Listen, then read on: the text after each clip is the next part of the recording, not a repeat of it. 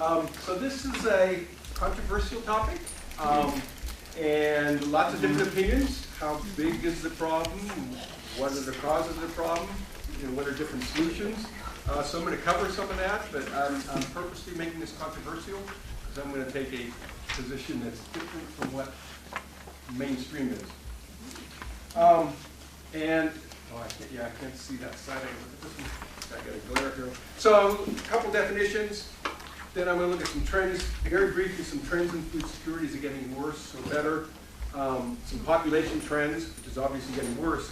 And then a lot of the talk is going to be on different options for food production, since we're trying to feed the population, and what the trade-offs are of some of those, right? And then draw a few conclusions. So according to the, you're right. Yeah. According to the World Food Summit, that doesn't help you, does it? This is not good. Shall be. That's a very cool collage there, though. Yeah, it's very cool. Oh, I didn't know this. Wow. It's the continent's made out of grains. I know, yeah, I totally would have missed that. I have to concede and put my glasses on. So food security exists when all people at all times have basically access to food, right? And so not just calories, but nutritious food and safe food. This is from the World Food Summit of '98, but they've updated this recently. And food insecurity, in contrast, and this is the USDA definition, it's limited or uncertain availability of nutritionally adequate and safe foods, or limited or uncertain ability to acquire acceptable foods in socially acceptable ways. So if you're a really efficient dumpster diver, you can actually get a very nutritious diet that's not very socially acceptable. And I added, I can't use these pointers, I added the underline nutritionally adequate, because it's not just calories. And I think a lot of times when you count who's food insecure or not, do they have enough calories? But that's just the starting point. And even in the United States, 16% of the population is food insecure. And we produce more food than anyone in the world, and yet 16% of our population is food insecure. So it kind of raises the question, is it the amount of food or is it something else? We have made significant progress over the years, and this is from the last 30 years. As we've gone from 5 billion to 7 billion people, we've actually lowered the proportion of people that are food insecure from 19 to 12%, and lowered the actual numbers of people that are food insecure. And still, and continuously, the main areas of the world with the most food insecurity is either South or Eastern Asia and Africa, right, which is reflected in the red lines. And on average, in developed world, there's 5% of the population is food insecure, or is undernourished in this case. But we have 16% of our population that's food insecure. So undernourishment is a more severe indicator than food insecurity. I'm going to talk more about population in a minute, but this graph just shows that over the last 50 years, most of the population is blue is growing in Asia or Africa. Most other parts of the world is kind of flat. There's not a dramatic increase in the population, but this is the area with the most food insecurity. I just have two quick slides, because when we talk about food insecurity, you have to model something, right? And there's a lot of assumptions regardless of which model you use. And two of the common models, one's a demand-oriented model and one is supply-oriented. Demand-oriented, their assumption is that as incomes rise, which they are, at least on average, and food prices fall, which I question, but if those combination of things happen, more people will be food secure. The supply-oriented, which is the more common approach, is they look at overall food production within a country and what's their import capacity, so to get a sense of how much food is available. And they both have a lot of assumptions, so I'm going to show you one slide that gives you an estimate.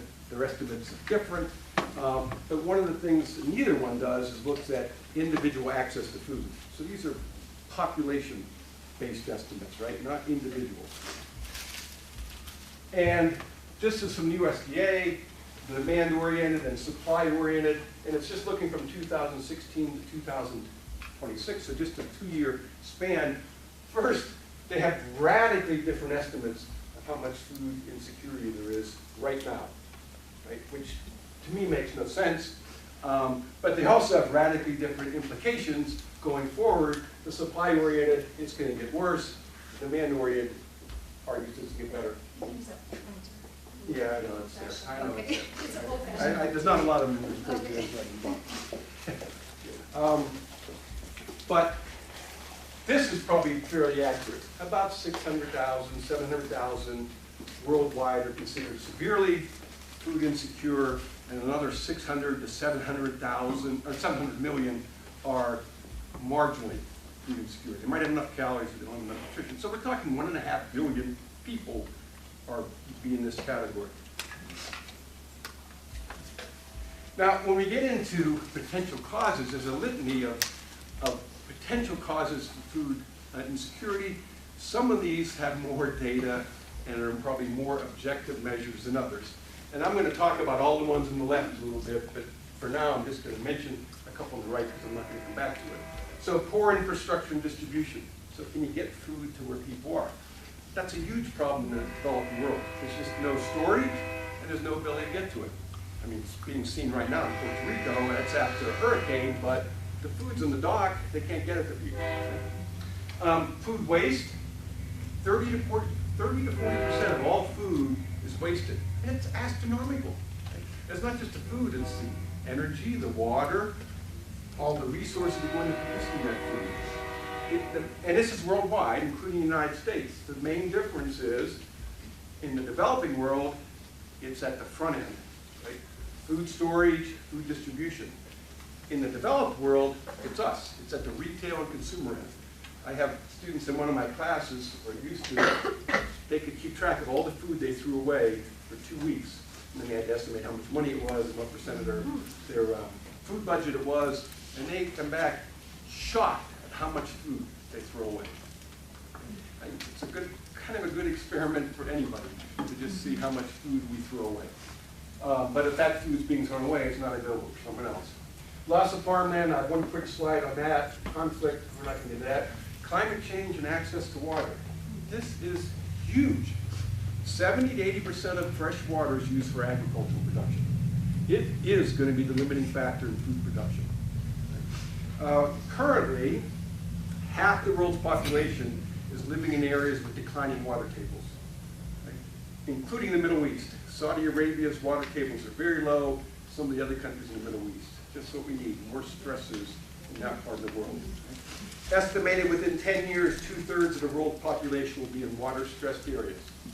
So not enough water to produce food, but not enough water for everything else as well. And climate change is only going to aggravate it. It's definitely not going to make it better. Right? So that's, we're not going to do a whole lot about that right now, but that's going to override all the other stuff we're talking about. This is just the United States to give you an indication of how rapidly we're losing farmland. In the last 15 years, 5% of our farmland in the United States is gone. It averages 5 to 17%, or 9 to 17% per decade. So over 50 or 60 years, we've lost even more farmland, and it's averaging about 40 acres per hour. So just in this talk, we lose 40 acres. Is that a question? Yes. Okay. Why? Why? You can say why. Why are we losing all the farmland? Yes. Development, primarily, Okay. right? Farmers, and I'd say the aging farm population. Farmers are retiring. What are they going to do? They're going to sell the land for their retirement, and they'll get way more money from a developer than they will for someone that wants to continue farming. And that it's worldwide, but particularly in developed countries, it's development that's, we're paving over the farmland. Every state in the union, it's happening, right? Kind of the question is, okay, so where are we going to grow food? We have more people. Where are we going to grow it if we keep paving over the farmland? Susan? Can you help us a little bit with the legend, because we can't see? Tell us what the colors mean a little bit. Well, down here, I gotta look at it myself. the more red is more Okay. farmland loss. So Texas, California, Florida, that's, and the orange quite a bit.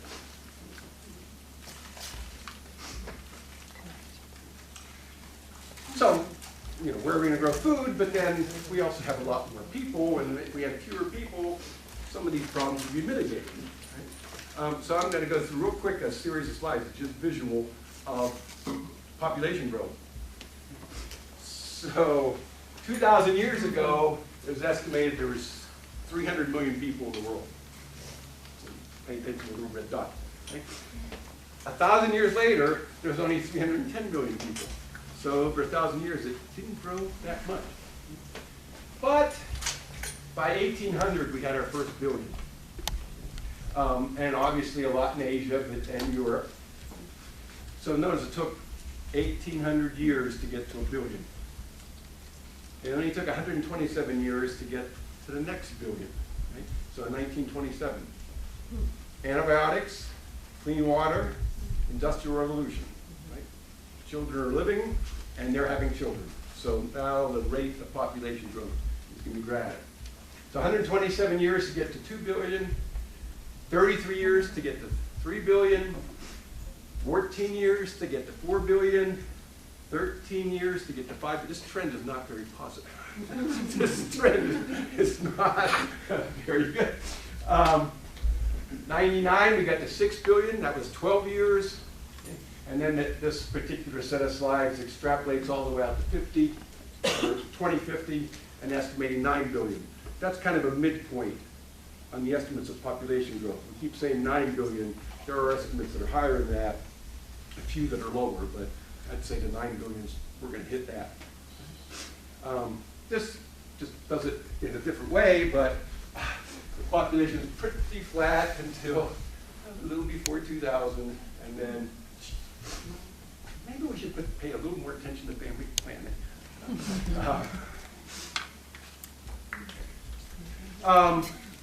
So this is world population change, 2010. So we're still adding 80 million people a year. It's slowing down, so the rate is slowing, but still 80 million a year. So 4 years, we've added the United States, in essence.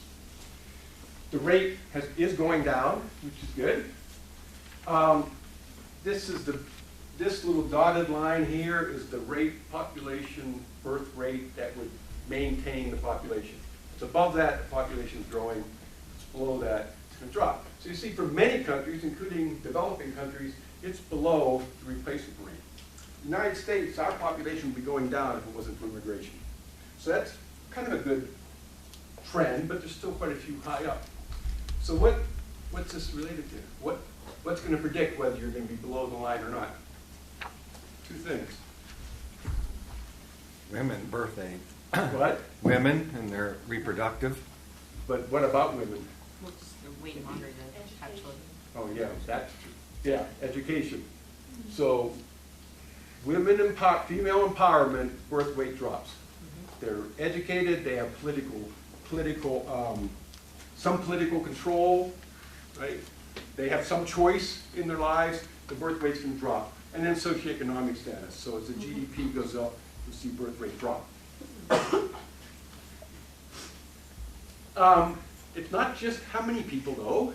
It's how many resources a person uses. And so, yes, in the developing world, we have way more people than we should have. But in the developed world, we use a lot more resources. So the average American uses as much resources as 100 Indians. Right? So neither one of those two equations is sustainable. Now, so we got too many people, but is that the problem for food insecurity? Actually not.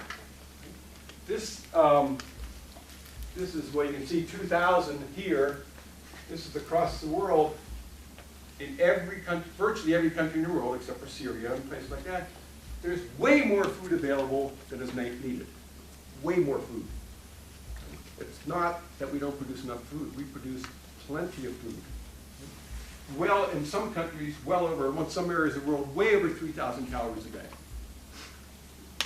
This is basically the same type of thing, only it's broken down by countries. This little blue line is 2,100 calories, which is estimated to be what do you need, to be healthy. And then a very faint line right here is 3,000 calories, and even, actually the 3,000 is right here. So in most of the world, there's more than 3,000 calories available. And these estimates are low, because they don't capture home gardens, small operations, they don't capture fruits and vegetables effectively, they don't capture nuts effectively. It's mostly the commodities. How much rice, how much wheat, how much meat's produced. And still, we have plenty of food. So if it's not the availability of food, it has to be the access. Or maybe we don't use food for food. So, excuse me, I'm going to need this to run my car. A third of corn is used for ethanol. We can debate whether that even makes sense from an environmental perspective, let alone does it make sense relative to feeding people. And then another third of corn is used for animal feed. Now, some animal feed, that makes sense. It helps keep the price of meat down, helps keep meat available, but a third, and if we look at soy, 60% or more of it is used for animal feed. Right? So it's a lot more efficient to use that to feed people than it is to produce meat, even though meat's part of a healthy diet. This is a 30-year trend. The yellow is ethanol. You notice that proportion is getting bigger. So the trend is in the wrong direction. We're using more and more of food to produce ethanol. It's still a huge percentage for feed. So since I brought up meat, now I'm going to really blast meat for a second. Meat puts a major hit on the environment. This is greenhouse gases, and this runs from generally plant sources, although milk is down here, which I really don't understand, up, and the lamb and beef are always high. So greenhouse gases, lamb and beef are much higher than others, but also any animal product is going to tend to be higher. Now, if you look at different studies and how they do these studies and the assumptions they make, the absolute numbers will vary, but the relationship is always the same. Beef and lamb is always at the top, plant products are always at the bottom. So meat production is going to have a tremendous environmental hit as far as greenhouse gases. It also has a tremendous environmental hit from what? Remember, 78% of our fresh water is used for agricultural production. And beef uses most. Beef uses more than all other animal products combined. And it's not because the cows are drinking a lot of water. It's to feed the cows, right, in the feedlots. And if this doesn't have plants on it, but if you had plant sources, it would be substantially lower. So the same type of pattern as the greenhouse gases. Beef is up at the top, and animal products and plant products. Who eats lots of meat? We're number 2. Australia's number 1. Argentina and Israel, we're all up there. We're about 90 kilograms a year. This is availability data.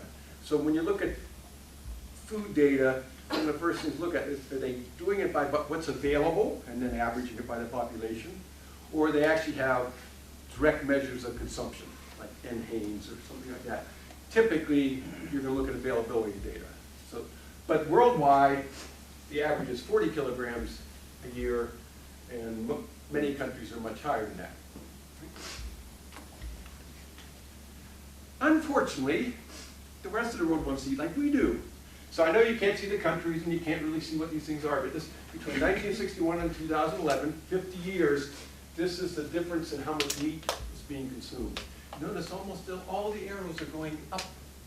Everybody wants to eat like we do. It's not going to happen. It's impossible to happen. Right? It's totally, we can't eat like we do and be sustainable.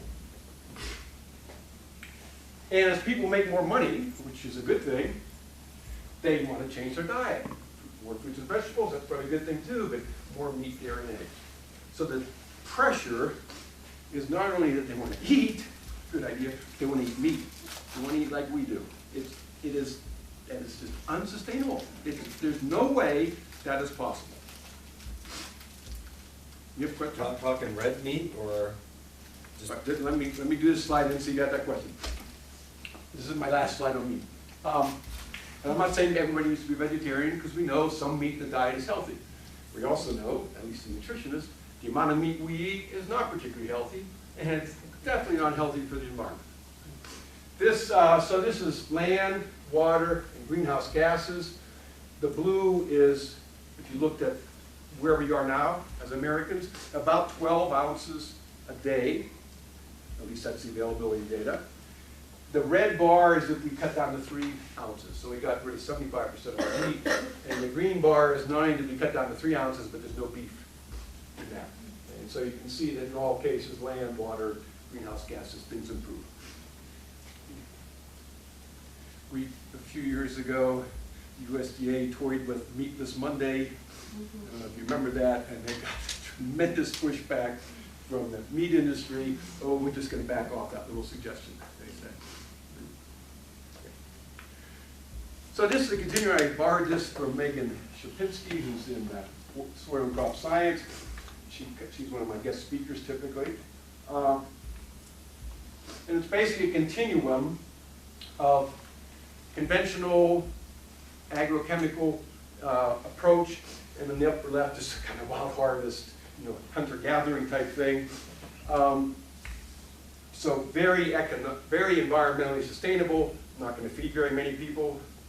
In theory, feeds a lot of people, a disaster for the environment. Right? Like anytime you have a continuum and you have extremes, typically there's problems with the extremes. Somewhere in the middle is probably the sweet spot. Okay. Make sure I did. Okay. So this is one of my busy slides, so you won't be able to read all this, but it's a great little article, Thomas Lyson, that compared conventional agriculture and sustainable, and he compared them from a philosophical perspective. And they're operating in their different philosophical perspective of how the world works, right? And so they see problems differently, and they see solutions differently. So I'm just going to contrast this, but the conventional system, which is by far the dominant system, it's based on experimental biology, kind of reductivist science. Think we're manipulating genes. How much more reductivist can you get? Right? And we fertilize soil with NPK, nitrogen, phosphorus, and potassium. Soil needs more than those 3 nutrients, but that's what we're using. Very, very reductivist. Right? We're the top dog, so we're going to control nature. We're going to do what we want. We're going to bring nature to its heels or its knees by how we grow food. And the way we're going to do that is we're going to have a narrow genetic base. So we're going to pick the crops that have the highest yield, and we're going to only grow those crops. Right? And we're going to do it in monocultures. And you just think driving through Iowa. Now, how many thousands of acres? Nothing but corn. Nothing but soybeans that go to North and South Dakota. Nothing but wheat. Right? And we're going to maintain soil fertility in that monoculture environment with agricultural chemicals, fertilizer and pesticide. Typically we separate crops and livestock because one of the characteristics of this is very standardized production systems. If you're growing chickens for Purdue, you're all doing the same thing. You're using this breed of chicken, you're using this feed, you're using this many hours of light. It's all controlled, right? Which gives high yield. Sustainable is also based on science, but it's ecology. So looking at a holistic systems approach, right? Looking at integration across systems. Looking at working in harmony with nature. So what can we learn from nature and use that to our advantage as opposed to dominating nature? Broad genetic base, typically polycultures, multiple different crops, multiple different cultivars. Productivity is maintained by fertile soils. So if you look at any videos or articles that push sustainable, somewhere in there is going to be discussion of the soil, how rich the soil is and how alive the soil is.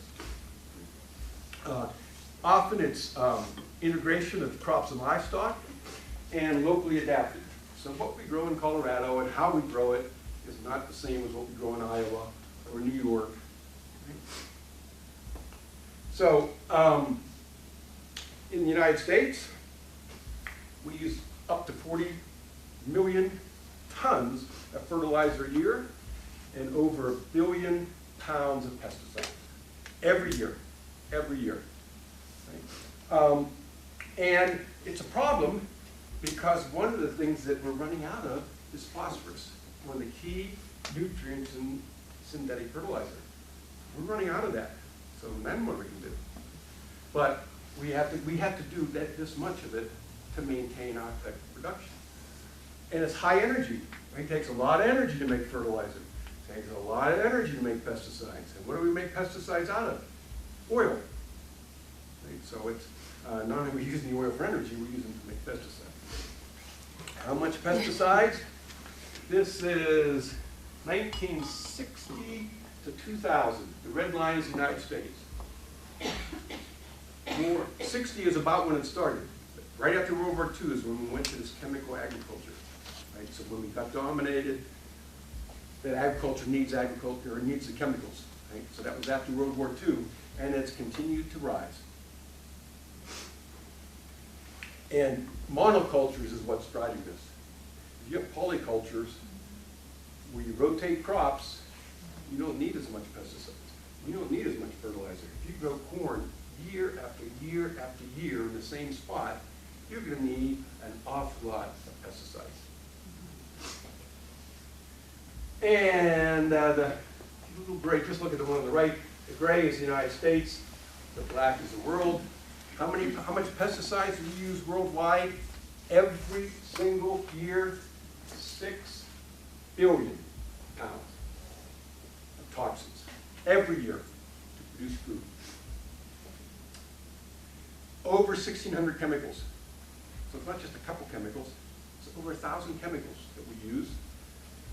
3/4 of which is in the developing world, which you might say, well, that's them, that's not us. Guess what? We import 60% of our fruits and vegetables in the winter. We're importing it from countries that are using all these pesticides. We're importing it from countries that use pesticides that are banned in the United States. DDT's been banned since 1970. Guess what? You all got it in your adipose tissues. You all got it. Right? We're all still exposed to it because we import so much food. And then synergy, I put that up here because when we test pesticides, when we decide, is this pesticide safe to use and how much of it and what crops, we do it one at a time. But we're exposed to dozens and dozens of pesticides, all at low levels. Is that a problem? We don't know because there's no data that can tell us that. Can't do a study and look at interaction. John, you're looking. Well, I think the EPA tried to find out what's the acceptable amount of pesticide allowed on fruits and vegetables. Oh, they definitely do. They set that standard. They look at it. They look at it by neurology, birth defects, and cancer. And they figure out what it is, and they put a whopping big safety margin. But they do it pesticide by pesticide.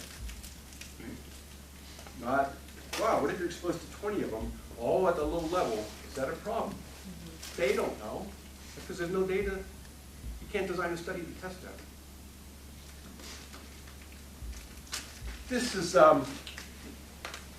looking at dollar value of agrochemical sales. This is $4 billion a year, down to 675 million for the smaller companies. These companies have absolutely no incentive to cut back on pesticide use. That's their profit. That's what they're making money on, is on pesticides. They are not going to cut back on pesticide use.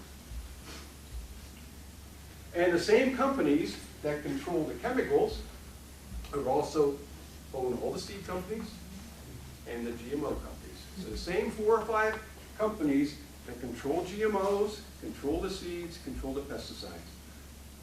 They have an incentive to maintain the status quo. Right? They're not going to change because this is where they're making their money. So besides being exposed to lots of pesticides with unknown impacts, we do know some other things that happen with this type of system. One thing is what's called dead zones. I'm going to flip up all three of these. Agricultural runoff, because we use so much of it, a lot of it runs off. Right? It's, according to EPA, 70% of the pollution in the water comes from ag. And when it accumulates and comes downstream, in this case it's the Mississippi River, we get these gigantic dead zones. Fertilizer causes algae to bloom, the algae dies, sucks up the oxygen, that's eutrophication.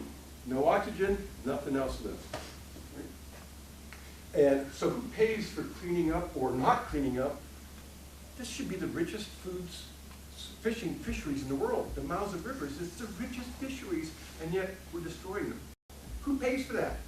It's not reflected in your food costs. This is what, 2005, 2006? Just to show you that things haven't improved in the last 10 years. This is 2014, 2015. This area is larger than New Jersey. And there's 200 of these worldwide. So water pollution is a major issue.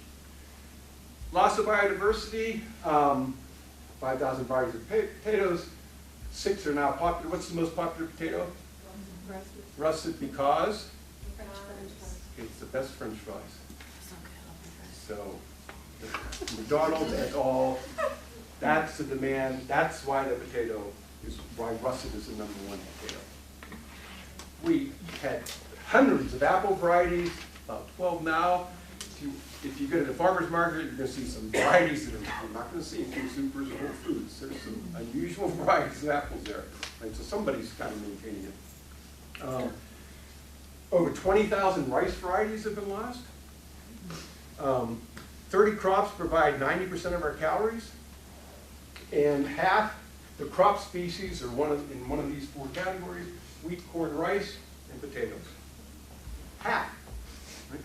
So no variety, no biodiversity. And it's not just plants. There used to be 5,000 bee species. Not them anymore. You look at animals, chickens, pigs, cows, narrow genetic diversity. Right? And the primary cause of that loss of biodiversity is agriculture.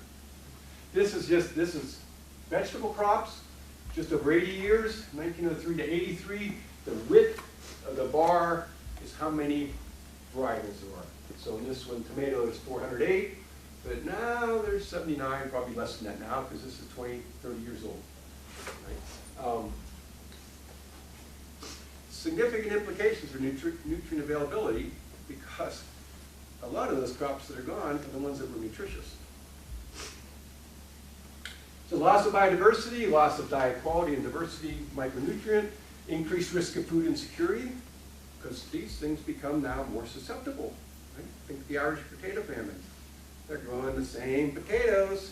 One disease comes in, it's gone. Right? More pests, more fragile ecosystems, loss of culture and tradition, and loss of resilience. Resilience is an indication of how can the system respond to stress. Right? As you lose biodiversity, you're losing that resilience. Right? And just think, wow, we got temperature extremes, we got water extremes, we got new pests that are moving north from the tropics. Right? Different disease patterns. Right? The system is stressed, and yet the loss of biodiversity means our ability to react to that stress is being inhibited. And the last point on this is an emerging issue that people have dubbed nutrition dilution. If you look at the nutrient density of the food over decades, it's down.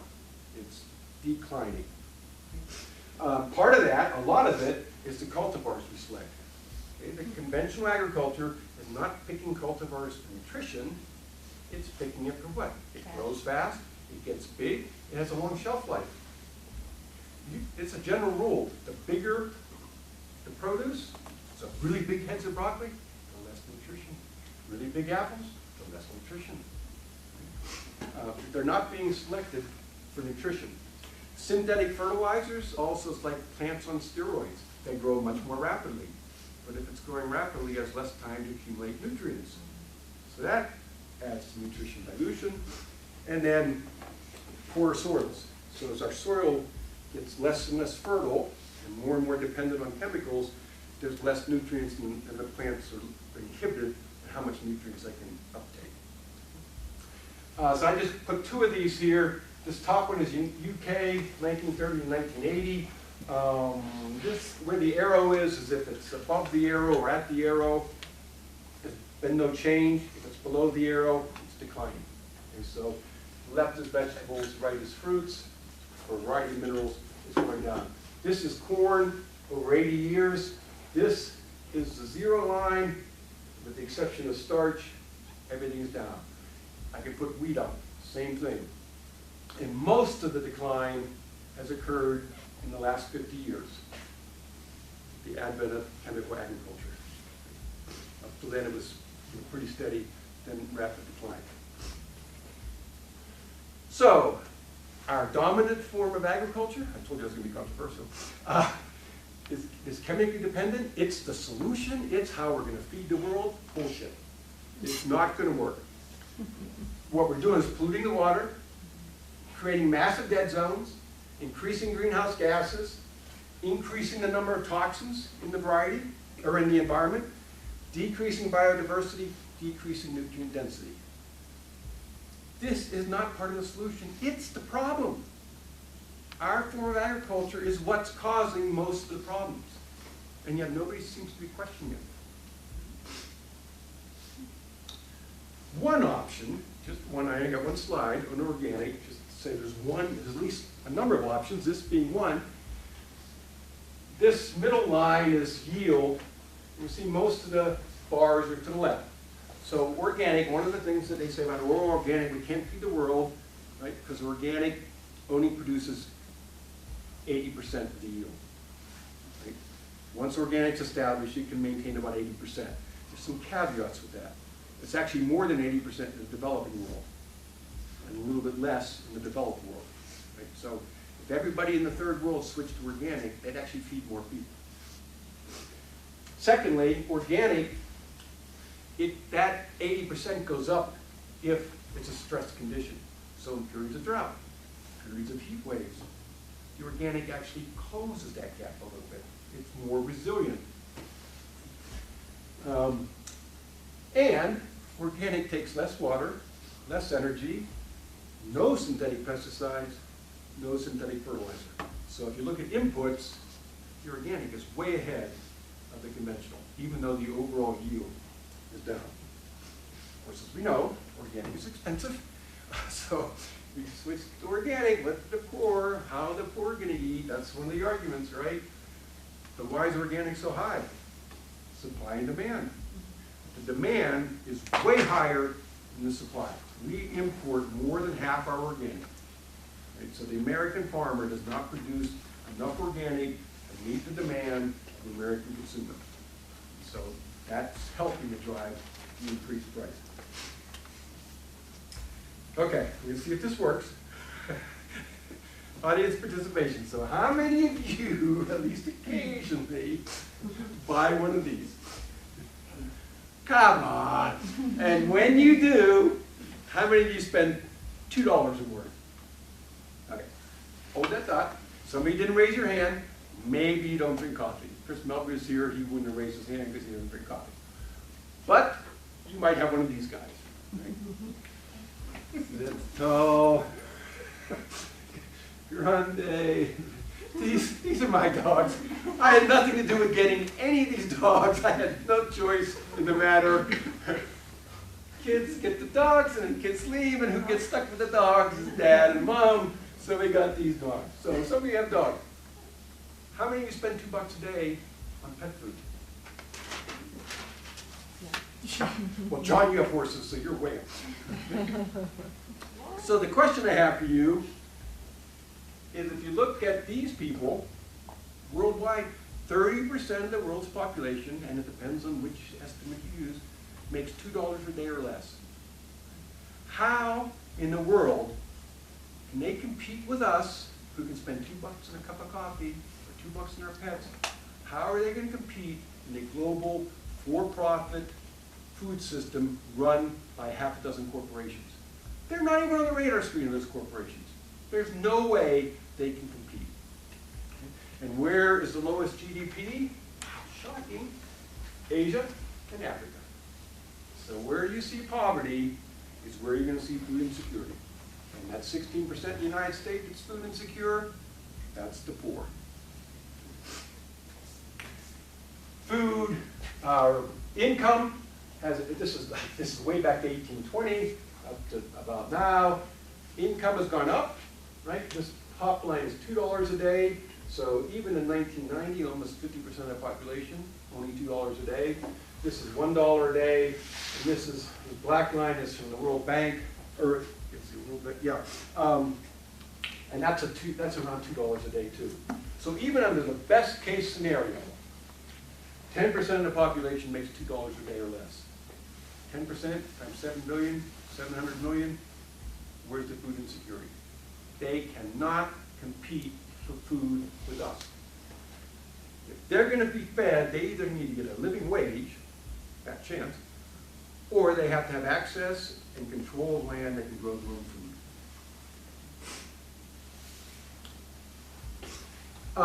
I got 4 slides from When We Planted. It's a great book. It looks at countries around the world. I forget how many, 80 countries I think are in it. But one of the things they do is they take a picture of a family and how much they spend per food. Well, $32. It's a lot of food, but if you look at it as potatoes, grains, and plantains, you're hard-pressed to say that's nutritionally adequate. And look how many people are getting that. That's what, 9 people, I think, this one. This is Mali. 14 people or 15 people, almost all grains, probably some legumes. There's no way that's nutritionally adequate, even if they have enough calories. So let's look at the United States. California family, $160, it's pretty cheap. Look at this diet. It's all processed, right? There's some broccoli and potatoes and a little bit of fruit here, a little bit of sugar water, tons of it. White flour. That's not nutritionally adequate, right? That does not meet the dietary guidelines. This is South Carolina. This is a lot more money they're spending per week. Of course, they got 2 adults and boys, which haven't gone through that. I know that the food bill goes way up. But that doesn't look real nutritionally adequate either, right? The food system is not doing favors for anybody relative to the quality of the diet, relative to nutrition adequacy. Right? And you guys know, most of you nutritionists, you have to really pay attention if you want a nutritious diet in our culture. To reach food security, we have to have the food available. Right? We do have the food available now, but it's at the expense of the environment. So we have to be able to produce food without destroying the environment. People have to have access to it. So how much is it going to cost? Right? Relative to their income. And they have to be able to use it. So is it nutritious? Is it nutritious? Is it safe? The FAO indicated, when I took, early in the talk, I said, well, we're making progress. Food security is improving. Food insecurity is declining. Why? Okay. So, targeting the small landowners is especially critical. So not giant monocultures, you target the small producer. And commitment by governments to address rural development and poverty. So again, let's produce more commodity crops. And not that this is real sustainable, but the other thing is remittances. Remittances, money from overseas relatives. So that gives them the money so they can buy the food. So my argument would be, this is my last, I have a couple quotes, but this is my last information slide, is if we want to address food insecurity, we should be supporting policies and organizations that advocate for education and political control for women. The more control women have, the better the system works.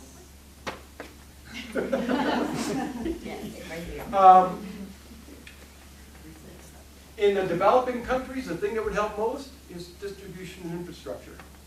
Right? Not producing more corn or producing more meat, but how do we store safely and distribute food? And support sustainable environmentally friendly agricultural practices, i.e. way less pesticide. As personally, reduce food waste, moderate meat consumption, support local regional food systems. It makes our local system more resilient. Money stays in the community, so CSAs, farmers markets, Colorado Proud. Can't buy everything that way, but being that way. And I would argue, in spite of the expense, we should be buying more organic, right? Because that's going to undermine the chemical companies. They make their money on the pesticides. They don't like organic. They downplay organic because organic's a threat. They make no money on organic. Organic can't use pesticides, synthetic pesticides, can't use synthetic fertilizer, they can't use GMOs, right?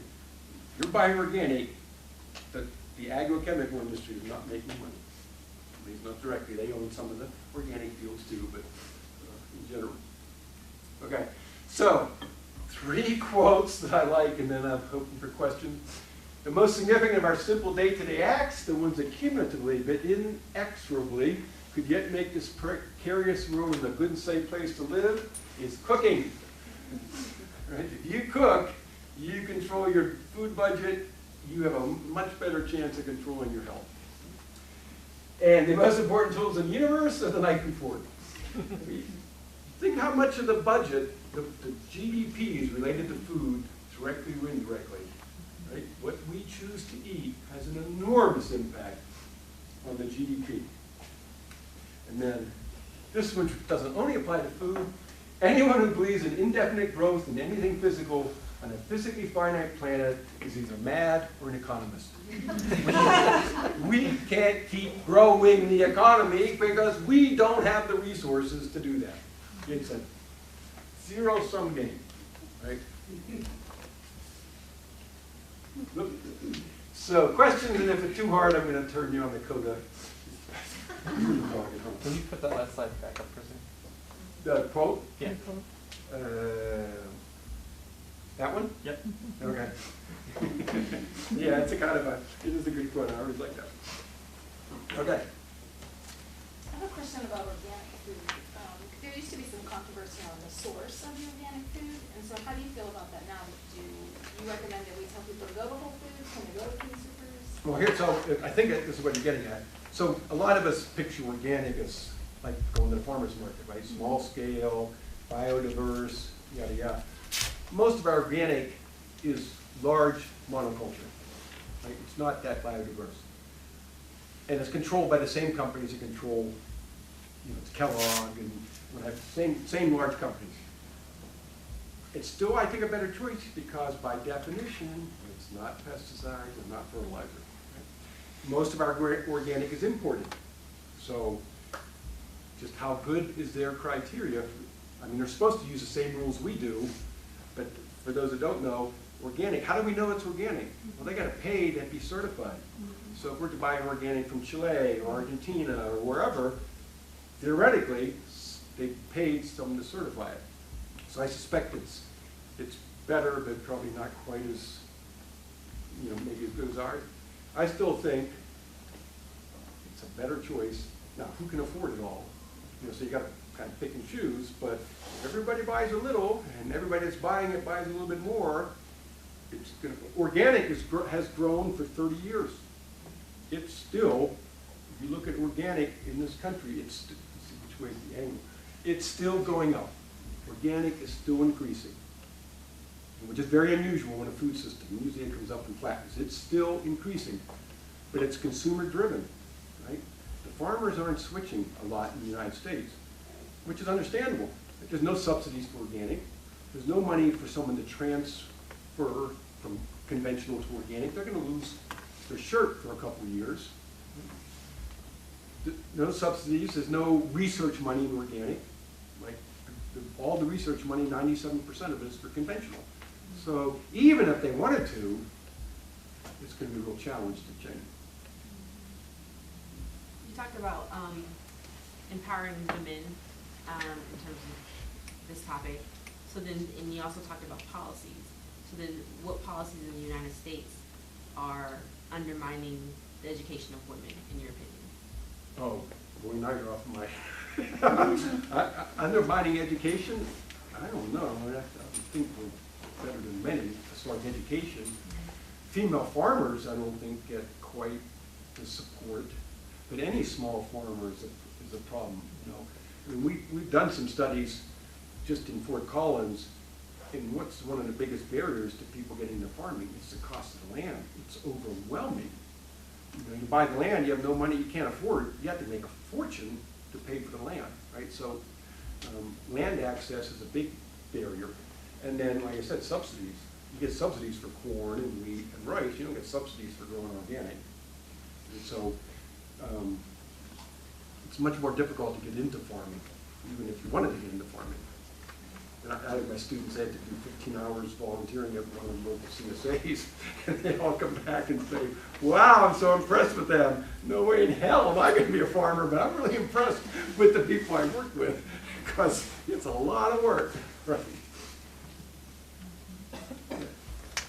One thing you rarely or never hear about discussed is like lawns or grass. So I'm curious if anyone's ever looked at how much of the pie or resources go towards growing grass that we sort of cut lawnmowers that use gas and water and run water while it's raining. Yeah, no, well, people have looked at it. I can't tell you off the top of my head, but I can tell you that if you look at amount of pesticide per acre, and you compare farmers and homeowners, the homeowners are higher. Because the homeowners somehow, I'm gonna go spray, you know, weed killer. It's like, that's a poison. You do know that, right? So the homeowners use more per acre, and they use more water per acre, but as far as comparing overall, I don't know. My sister's a family practice doctor. In fact, one of her clinics is in here. Okay. She helped me after our brain injuries and stuff, but she's gone to the local schools a lot, trying to change the food in the cafeterias, and it's been a real struggle. She's had to go all the way up the educational system to fight for stuff. Well, and I have to say, I think the food in the school lunches is better than people think because of the Hunger-Free Kids Act. You won't necessarily notice it from the menu, but it's very little fried, there's more whole grains, there's less sodium, so it is better. And they have to take fruits and vegetables, which isn't great because the kids just throw it away, but it's actually better, but certainly a school lunch can't buy organic. They could support local to a certain extent, but the problem with school lunch is they have to break even. They cannot run in the red, so they're somewhat handicapped. How do you feel about water use in the CSU campus for lawns?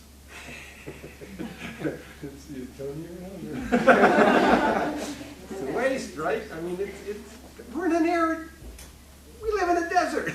You know, it's crazy how much it's used. If you I mean, it's nice to have the fields. Yeah, if you ever go out there at night, they use tons of water. Oh, yeah. every single night. Yeah, well, you probably know Ruth better, and maybe Don knows. Ruth's husband works in the facilities. But. Yeah, I'm always shocked, especially in the years if there's been drought, and you go around and people are not watering their lawns, and you come on campus, and the grass is lush. And I think it would be really, really helpful for the administration to set an example. It would take a lot of courage to give a lot of pushback, but wouldn't that be a dramatic statement? And when you go further south, New Mexico State, which is even more of a desert, you don't have they have some, but it's not, most of it's xeriscaping. Just tapping into the lawn idea, how feasible would it be then to encourage people to turn their lawn space into perhaps vegetable gardens? Well, probably what would trigger it is if you started raising the price of using water, and people might start saying, maybe I'll go to xeriscaping. There's not a huge incentive to change. When the cities changed the price of water, I can't remember, on NPR, maybe somebody else heard this story, but farmers were literally running out of water. The aquifers were drying up, and this is somewhere in the area west. And they got together and decided the only thing they could do was raise the cost of water, and it wasn't dramatic, but because the farms were so big, it truly incentivized themselves to use less water, just to be more efficient. They were still growing the crop, but they were really being careful in their techniques, and it saved the aquifer. Oh, and there's no question farmers are working on using less water, right? drip system instead of spraying it all, what have you. But they're still using an enormous amount of water. Does the role of, I guess, food or food being in season play into the food availability, or I guess how does that show up in this whole scheme of things? That's an interesting thing, because it's like a lot of things with the food system, there's hidden trade-offs. So local region, in season, it's usually cheaper, right? Because you got to go to the farmer's market. Not the farmer's market, it's cheap, but it's fresh, it's picked when it's ripe. And so a lot of people say, well, got to buy local because it'll save all that transportation cost and it's better for the environment. But if you compare, say, buying U.S. apples in February, Whole Foods, with New Zealand apples in February, the New Zealand apples are a better deal for the environment. Okay, for two reasons. One, transportation depends on what the ships are very efficient. Semi-trailers are pretty efficient. Driving to the supermarket is not very efficient. Driving a pickup to the farmer's market is not very efficient. But the other thing is, if you're buying New Zealand apples in February, it's in season. If you're buying Washington State apples in February, where have they been for the last 4 months? They've been in storage. That takes energy, right? 30% of the energy used in the food system is us. It's us. Refrigerator, cooking, right? So it's in season is good for a number of reasons, but it's not quite as clean. It's not quite as black and white as you might think at first blush. Is this stuff? Another thing here is, you often hear politicians say, oh, our food supply is going to get more and more prevalent with climate change because there's more carbon dioxide in the atmosphere, and that's what plants use to grow. So what's good for plants is good for people. So that's a direct. Okay, so that's politicians. Carbon dioxide will increase yield. It will decrease nutrient density. So it actually, because it's growing. Anytime the plant's growing faster, it's accumulating less nutrients. So that's one trade-off. Secondly, though, as a counterpoint, as the temperature goes up, it doesn't have to go up a lot. You've got a 10% lower yield. So great, we have more carbon dioxide, we also have a higher temperature. So I think it's a wash. It's not going to increase. Yeah, but still the nutrient density is not a wash, it's a double negative. Well, yeah. I also was wondering about ugly food is what I guess. What? Ugly food is what I might call it, ugly? right? And so misfits or whatever where that comes into play. I think for like my kids get carrots from like a farmer's, and they come home, they got like 2 or 3 heads, and I'm like, what's wrong with that carrot, right? Because in the stores they don't look like that. And then understanding that that's what they look like actually, they make them pretty for a grocery store. So where does that come into play? How does that? Well, it comes into play a couple places. Okay. It drives pesticides to a certain extent. Okay. Because you don't get that perfect looking fruit vegetable unless you're using pesticides in some cases. I mean, organic does, but they're working at it. So it does drive some of the pesticide use. And it also drives food waste. Because a lot of farms, if it doesn't look good, they leave it rot. Because they can't sell it. Walmart, we talked to a food bank in Cheyenne. No, the food bank was in Laramie, but the big Walmart distribution was in Cheyenne. And Walmart would open up these huge semis and look and say, that's not high enough quality. Take it to the dump. And the food bank would intercept them and take it, but if it doesn't look good, the big wholesalers won't buy it. So it's wasting food and the water and the pesticides, everything we use to produce that food. But yeah, we could, as you know, it doesn't have to look pretty to be edible and taste good and be nutritious.